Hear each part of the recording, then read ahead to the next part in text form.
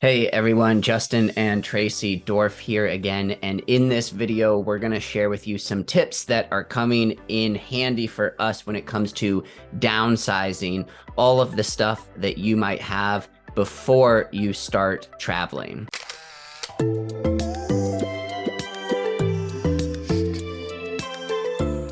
Just a little recap. This year we decided that we wanted to rent our house to pursue full-time travel. Our mode of traveling is going to be Airbnbs, hopping around from Airbnbs, trying to change up our stays monthly.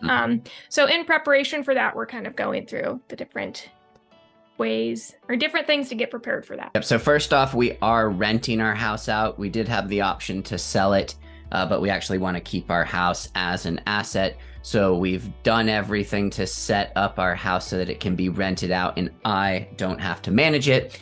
But we're not leaving all of our stuff in the house. Whoever rents the house is going to be responsible for supplying their own furniture and everything else. So it's important to know that neither Tracy nor myself are super attached to things. I think it was actually at our wedding, my best man mentioned that specifically, that Justin was not attached to material things, which I think the exact wording was that he doesn't think he's ever met someone less attached to material things. I didn't always used to be that way, but I have become that way over time. Now, there are still certain things that I'm very attached to, but for the most part, I'm not overly attached or sentimental. So take some of these tips because they might be useful to you, especially if you are overly attached to things. This might start to reshape and retrain the way you think about things if you're struggling with how to downsize and begin to travel. So to kind of get us started, we began by thinking through what are we actually going to have to take and what do we have room to take. So we are traveling with an SUV, so not a lot of space. We've got the cargo space, we've got the roof rack, ideally. So knowing the clothes, dog stuff, camera and work type stuff. We both work remotely, so we got different equipment we need to bring for that, and then even like cooking essentials. You never know who else stocked an Airbnb. That's one of those things where Tracy and we differ on. I'm gonna let her bring some cooking essentials, but I'm not. Like one frying pan, just like a knife set. Like, people will watch this video and think I'm a terrible person. Like, okay, you get one frying pan and you get one cooking utensil, and that's all you can bring. Pick your utensil properly. Better be a big sport. Stayed at enough Airbnbs. It's true. The knives are. The knives are awful. Sir. Why don't we just bring a knife sharpener then? I just want to travel with a good knife set. Okay. Anyway, so do your stuff. Figure out what you want to take. Figure out what you have space to take. Maybe go to some marital counseling during the decision process. About bringing cooking utensils. All right, so I just got done saying that I am not super sentimental, but that does not mean I'm 100% not sentimental. There are some things that we do want to hang on to. Tracy's dad's built a lot of really unique pieces of furniture for us. I've got a picture of my great-great-grandmother. It's not a little picture. It's lingering in the basement. It's haunting the basement. And I can't get rid of that because nobody else would even want it anyway. So we're going to have to pick some things that we are going to keep for good. Yeah. And we'll be putting those in a storage unit, which we'll tell you about in just a little bit here. And then another thing we're considering, family and friends. What are maybe some things that are in good condition that you think your family or friends might be able to use? All right. Well, I thought when you said family and friends, I'm like, wait, what family and friends are we packing away in a storage unit? I'll be back for you in 2 years, Mom. Don't worry. No. What stuff can you give away to family and friends that they might be interested in? So like my sisters have taken quite a bit. They have. And I think my mom's taken some. I mean, some of it is also stuff that I've taken from them over the years, and it's just now returning. But borrowed, long-term borrowing. Yeah. But that's come in handy too, because like our mattress, for example, like now we don't have to store that because Tracy's parents are going to hang on to that, use that in their guest room while we're gone, and it takes up less space in our storage unit. And then when we come back, we have a guest bed to use. We do, yeah. And we can probably get our mattress back in the future whenever we move into a home and settle down after the traveling. Yeah. So what family and friends are you packing up and saving for when you come home? It made you think.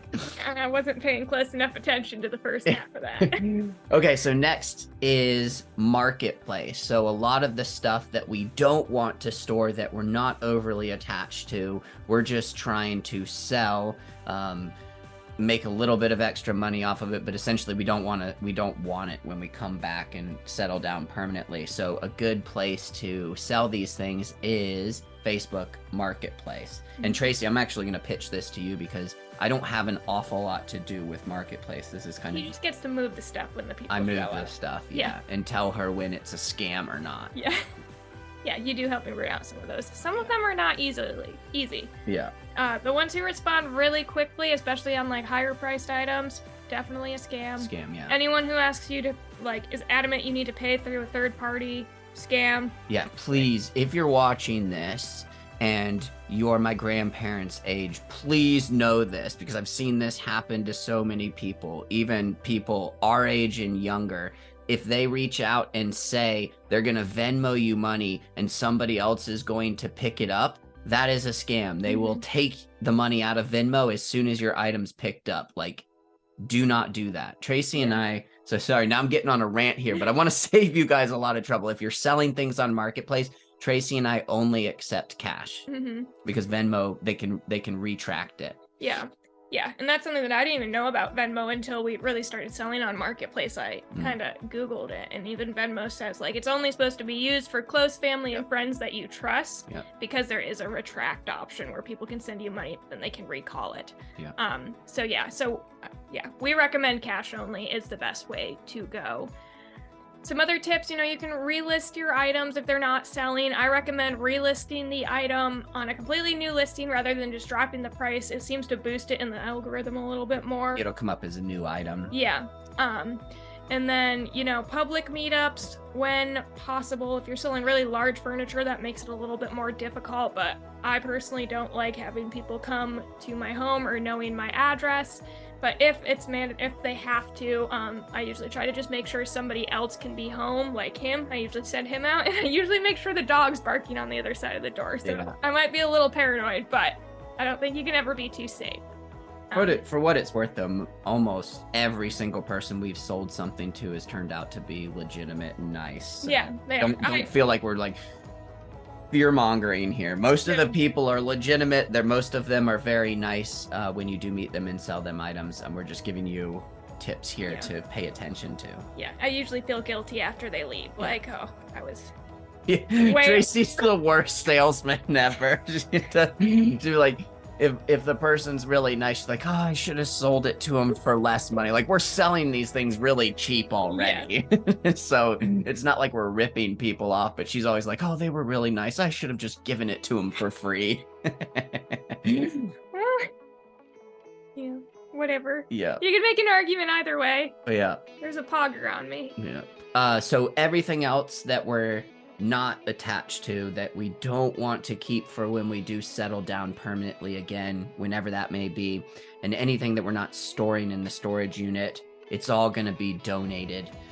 So there's tons of good donation opportunities these days. So a lot of the clothes that we've been going through are getting put in like community aid bins, and the furniture that we can't sell, that we don't want to keep, that's going to be donated as well, because again, we just don't want it.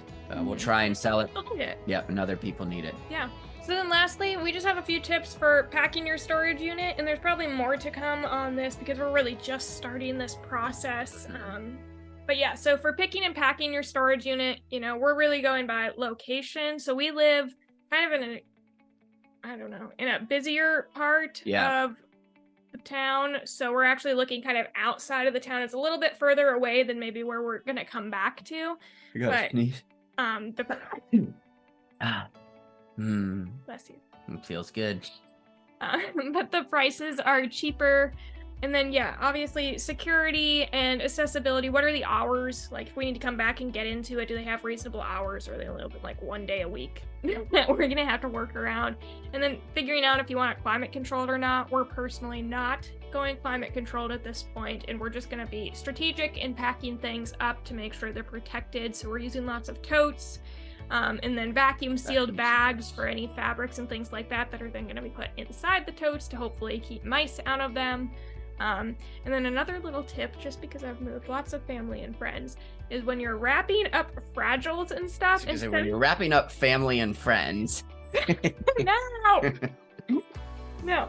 So like bubble wrap and things like that can be really expensive, like ridiculously so, and they don't go very far. So what I just use whatever towels, bedding, washcloths, like things you're going to be packing up anyway. That's what I pack fragiles in. So instead of having a box of towels, they're kind of randomly spread about. But good tip, saving space too. Yeah, saves space, saves money.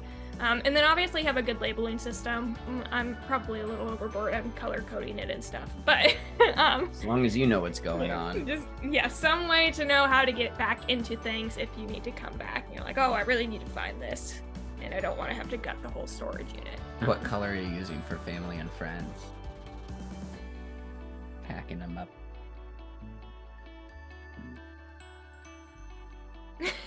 Ridiculous. Family and friends will not be packed up in the storage unit. Yeah, and for what it's worth, we don't know a super ton about the climate controlled versus non-climate control. We just know that climate control tends to be much more expensive and in the more urban areas as well. And since we have relatives that live more out in the country, those places are much more affordable. They're cheaper, and we'll still be able to access them. So we've just decided to go non-climate controlled in the country. Maybe we'll learn some things the hard way too, not going climate controlled. I guess if you have any tips for storing things and preserving them in an unclimate controlled storage unit, let us know. Yeah.